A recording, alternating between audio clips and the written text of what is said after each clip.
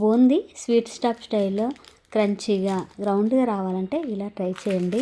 ఒక బౌల్లోకి 1 cup శనగపిండికి 1/2 cup వరకు బియ్యపిండి, కొద్దిగా కారము, రుచికి సరిపోయేంత సాల్ట్, కొంచెం వంట సోడా వేసుకొని కొంచెం వాటర్ని యాడ్ చేసుకుంటూ గంట జారుడుగా పిండిని కలుపుకొని పక్క పెట్టుకోండి.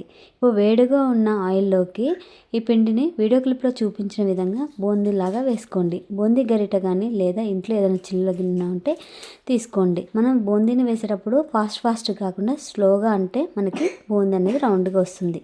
క్రిస్పీగా ఫ్రై అయిన తర్వాతకి తీసేసుకొని ఒక ప్లేట్లోకి ట్రాన్స్ఫర్ చేసుకొని ఇందులోకి పల్లీలు, కరివేపాకు, ఎల్లిపాయలు, అలాగే ఉంటే కార్న్ఫ్లేక్స్ ఫ్రై చేసుకొని ఈ బూందీలోకి వేసుకొని కొద్దిగా ఉప్పు, కారం వేసుకొని అంతా చక్కగా కలుపుకుంటే టేస్టీ బూందీ రెడీ.